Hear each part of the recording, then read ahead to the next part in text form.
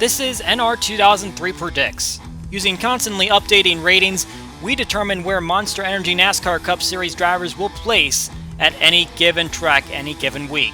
Standard disclaimer, this video is for entertainment purposes only, using the process of artificial intelligence, and should not be used in the process of gambling. So here's how it works. We update drivers' ratings week by week as we go throughout the Monster Energy NASCAR Cup Series schedule. We run a 100% simulation with normal tire wear and fuel consumption. Qualifying results match what the drivers actually ran in real life. Because qualifying data can't be arranged at the same time as forcing cautions, stages will not be enforced throughout these races. And weather used reflects the real-time data based on the actual start time of the race. Kevin Harvick looking to win this fall race for the third year in a row. He starts on the pole, green flag flying here at Texas.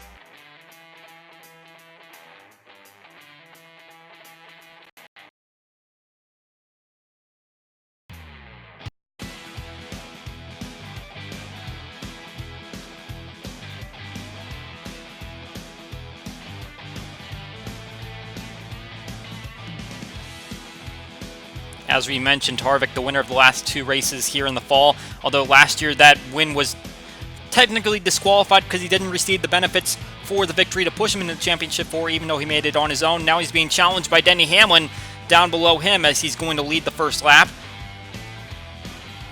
It looks like the 11 car is going to end up taking that spot. Martin Truex Jr. got the victory at Martinsville for the first time in his career, and he was able to push himself into the championship four yet again. So today's goal, just ride around and maybe go for victory, but ultimately you don't have to do anything more to get yourself into a chance for a title because you've already locked yourself into that situation. Denny Hamlin was the winner here in the spring. He broke a 9-year winless drought from this racetrack where he swept the 2010 races and went back to victory lane here, and now trying to hold the lead over Kevin Harvick, push himself into the championship four. Jimmie Johnson, the winningest active driver at this racetrack, hasn't won here since 2017. That was one of his final victories until he went on his long winless drought that he's still in. Kyle Busch also in a bit of a winless drought himself. He hasn't won since Pocono in June. That is a long time to see Kyle Busch not in victory lane. He is trying to fight up here and pass up Alex Bowman to get back into winning potential. Kurt Busch, brother of Kyle, is also looking for that victory. Even though he's not in the playoffs, he's pushed himself up to the top spot. Won here in 2009. Driving for Penske Racing, the team that is just behind him with Brad Keselowski. And Joey Logano is also a driver for Penske, and he is falling back a little bit. He got a victory here in 2014, but he could really use a good run today, trying to make sure that he stays in the championship hunt, as he currently runs in the 4th position in standings, trying to make sure Kevin Harvick doesn't push him out. Ryan Newman looking for a little bit of speed. He's won here before, but not looking too good right now. But how about his teammate, Ricky Stenhouse Jr.? He is going for the top spot.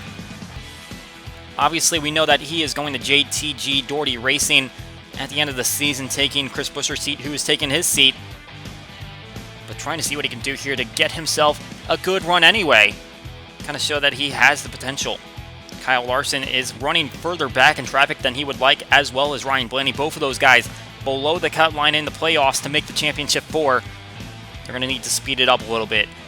In case you missed it, John Hunter Nemechek is filling in for Matt Tifft for the final 3 races of the season after Matt Tifft had a seizure prior to Martinsville activity. So Nemechek making his debut in the Cup Series, and he is going to run this 36 car for the final 3 races. Here comes Stenhouse Jr. He's making a move to the inside of the 11 car as they run into lap traffic. The 66 of Timmy Hill in the way. And now the 17 gets up to the top spot. It looks like that's going to shuffle, though, a little bit more. Chase Elliott a little bit further back in traffic as well, and he had problems at Martinsville. That resulted in him dropping out of the race, and now he has got to make up some serious points. He might be in a must-win situation already. Here comes Bubba Wallace on the inside. He is trying to make a move to the lead. We've seen this 43 car make some flashy performances pretty sporadically, but he is trying to make one of those here today, as now we see Jimmie Johnson working his way up to the front, and he is going to try to make a move on Keselowski and go for the lead, trying to break that long winless streak. Could he get it done here today at one of the tracks he won back in 2017? Looks like he's got the position now as he goes to the inside. And now Denny Hamlin trying to work to the inside of him, and he gets spun around! Jimmie Johnson spun from the lead off the front end of Denny Hamlin in turn 1. That will bring out a caution, some heavy damage to the back of the 48 car. And what a situation that was. As we hit the restart, Ricky Stenhouse Jr. going to be able to hold the lead. And Chase Elliott caught up in some serious traffic. Lapped cars on the outside, everyone passing him on the inside. That is not what the 9 car needed. Meanwhile, here comes Joey Logano. He's going to make a hard charge past 17 cars. He's going to slide up the racetrack. He's going to go all the way back to possibly 4th, maybe 5th. But now the 22 car out in front. And here comes William Byron, the driver that finished runner-up to Truex Jr. last week. Showed some serious performance, even though he didn't actually lead a lap. He is going to try to contend for his first career victory, and he's shown that he has the potential to do it as he goes to the inside of Joey Logano. Even though he got knocked out of the playoffs last round, doesn't mean that he can't go for a serious good run here today. Show that the pairing with Chad Canales is really worth something. We look back here, there is Johnson. After that accident, he is running much slower than he was going, as he's kind of back here with all those back markers. Just going to try to see what he can do to finish out the day. Here comes Paul Menard up to the front. Eric Almirola had it temporarily, but now it's the 21 car looking to make a move to the inside. He's going to be retiring at the end of the season. What about what a victory would do for him? We'll see how that pans out. Meanwhile, Daniel Suarez, we do not know what is wrong with the 41 car, but he is way off the pace. And when we say way off, he is still back here with some of those cars that you would expect to see back in the 30s, but the 41 car, you wouldn't expect to see him back there. He just happens to be there. But we don't have any word on what might be wrong with his race car. Looking off the front end of Austin Dillon, he's having a good run himself. But how about Kyle Busch? He's making a push up toward the front, trying to get around the 24 and the 21, and looking at Eric Almirola at the lead. 18 hungry for a victory. This could be his opportunity to get one here today. Meanwhile, Chase Elliott has gotten his way around those lapped cars he was dealing with earlier, and now he's going to challenge his teammate William Byron for the lead. We said the 9 car is kind of in a must-win situation. Getting a victory here today would be huge for him. We're going to have more trouble as Joe Nemechek's going to go off the front end of Michael McDowell, just in the same situation that Jimmie Johnson was. The 15 is going to hit the turn 1 wall with his back end and cause some heavy damage. Doesn't look like he's going to drop out of the race just yet, but that will bring out our second caution of the day. William Byron still out front. Paul Menard and Chase Elliott just trailing. Kyle Larson has worked his way into the 4th position. That's good for him in order to try to gain some stage points or a good victory. And here comes Kevin Harvick in the middle, 3 wide. That is a tight situation right there. Not something you want to be in. Hopefully they work that out quickly, but they're trapped behind lap traffic. Going to be hard to get out of that one. Ryan Blaney kind of sneaking his way into the top 10, but he's going to need some serious points, just like he had in Martinsville, in order to stay competitive. Even those points at Martinsville didn't give him enough of a push to get him into the top 4. He is still trailing. And a puff of smoke in the middle of the pack, that is Matt DiBenedetto. He is going to blow something up, and he is right in the middle of traffic. He was contending to get into the top 10, and everyone's going to have to get around him, and it looks like they will. However, we will stay green. But the 95 car is out of the race, and he will end up in the last position. Now it's currently the 9 car of Chase Elliott out in front. Paul Menard running in the runner-up spot. And Kyle Busch lurking behind. And Ricky Stenhouse Jr., who was leading earlier, really falling off. And look at how fast Jimmie Johnson, the damaged race car, is getting around him. Something's gone wrong in that race car because the performance is just not there anymore. Here comes Kevin Harvick. He's found his way through that 3-wide situation, and now he's going to try to challenge Chase Elliott for the lead. Several contenders here, playoff drivers, competitive cars. Talk about William Byron or maybe Paul Menard pulling off an upset. They are looking to do that right here, and side-by-side racing for the 4 and the 9 as they try to go for the lead. Parker Kligerman going to experience a mechanical issue. He'll pull down to the inside of the racetrack and head to pit lane.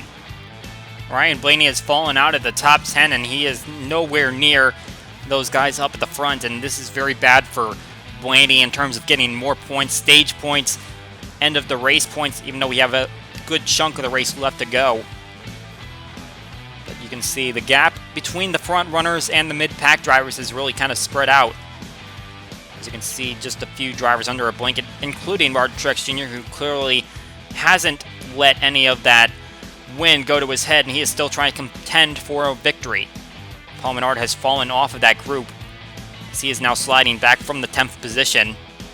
So not sure that we're going to see the 21 car go to victory lane today. Kurt Busch still up here. We didn't mention that he has a multi-year extension that just got signed over the weekend. So he is going to be staying at Chip Ganassi Racing through at least 2021. Good deal for him after going several years on one-year contracts.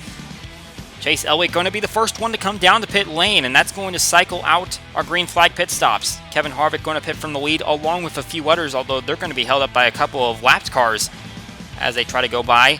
Kurt Busch going to be one of the last ones to come on the pit lane along with William Byron. They'll stay out the longest, but Chase Elliott going to be the one that gets the advantage off of pit lane.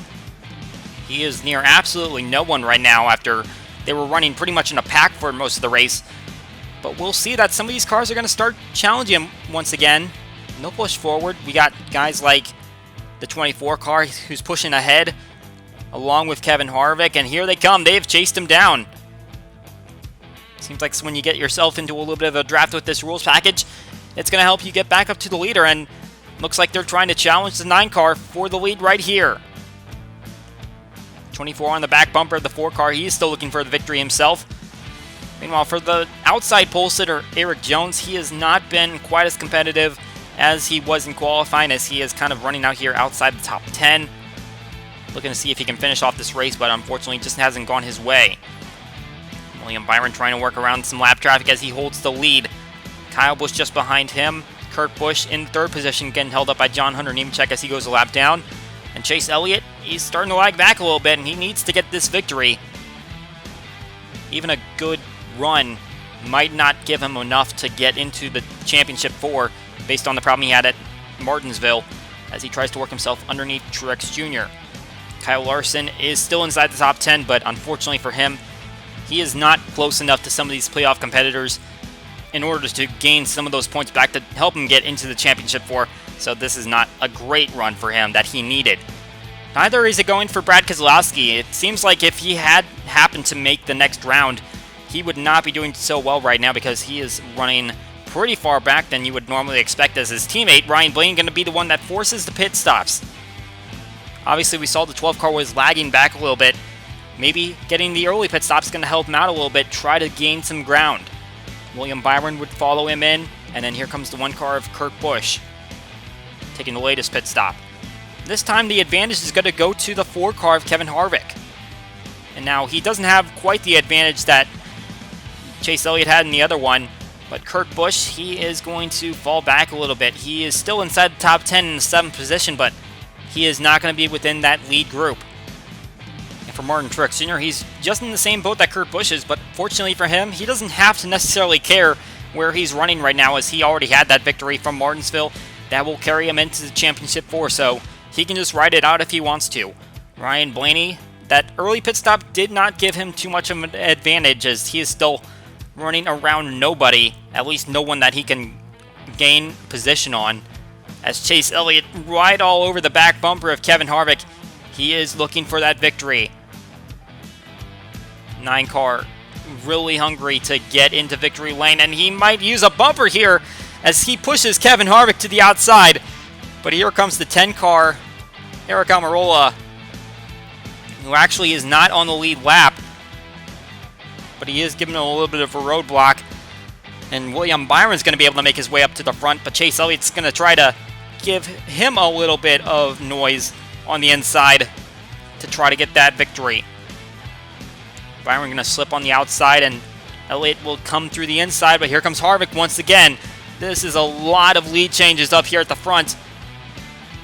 Everyone trying to get that victory that pushes them into the final race.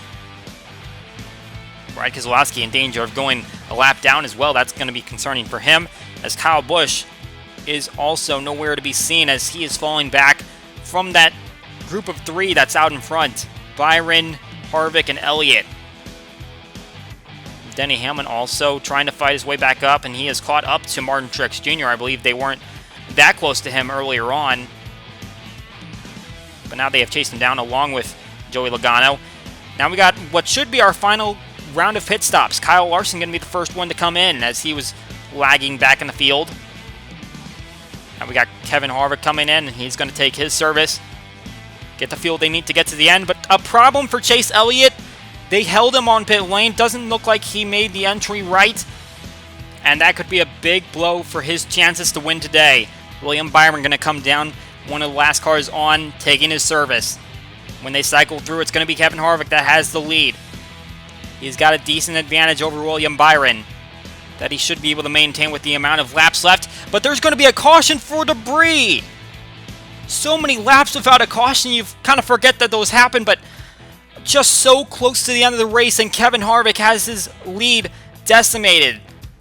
As now everyone on the lead lap is going to bunch back up to him. Harvick, Busch, and Byron. The 24 car gets around the 18 and now working the laps cars on the inside line trying to get around Harvick. A big blow for the 4 car as now the 24 heads to the front of the field. Meanwhile for Ryan Blaney, this could have been his great opportunity to get out in front of some guys and get some more points. Points that he desperately needed this race, but he is not able to make any passes. He is lagging back just inside the top 10. William Byron starting to put a gap over Kevin Harvick. Man, that looks like it was the 4 cars race, but William Byron holding down the speed, hasn't won a race in his career. But right now, taking the white flag, he is looking like he has the chance to do it. Quite the resume on William Byron. 2017 Xfinity champion, multiple races won in the Truck Series, even though he wasn't able to claim the title because of problems he had at ISM Raceway. And now, it looks like he's going to have the opportunity to go ahead and claim his first Cup victory. Knocked out of the playoffs in the round of 12, but a victory is going to be nothing less for him.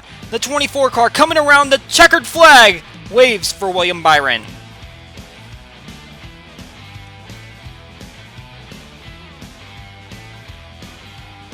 Huge victory for the 24 team. It's been a couple years since they've seen victory lane, and for Byron, it's his first time to the victory circle in the Cup Series. Kevin Harvick going to come up short. Looks like he had this race won until that final caution. Denny Hamlin and Kyle Busch, playoff drivers in the top 5. Clint Bowyer sneaks his way in as well. Chase Elliott puts up a solid 6th place performance. That caution really saved him from ending up going a lap down. Kyle Larson and Ryan Blaney also end up within the top 10. Martin Truex Jr., the last car on the lead lap, in 11th place, but fortunately for him, he does not care about that. Ricky Stenhouse Jr. putting up a solid 13th performance with his teammate Ryan Newman in 12th. Eric Jones, the outside pole sitter, ended up in the 15th position. And Jimmy Johnson somehow worked his way back up into the top 20, even with that damage. John Hunter Nemechek with a 23rd place performance in his Cup debut. And Darrell Walsh Jr., we thought that we were going to see him running up way up there. Unfortunately, he ended up slipping back to 21st place. Alex Bowman and Daniel Suarez, Daniel Hemrick, Eric Almirola, all these guys we didn't see have problems throughout the day, but somehow they still ended up back here in the low 20s to high 30s. That is it for this edition of NR2003 Predicts. We hope you enjoyed the race, and we will see you all next time.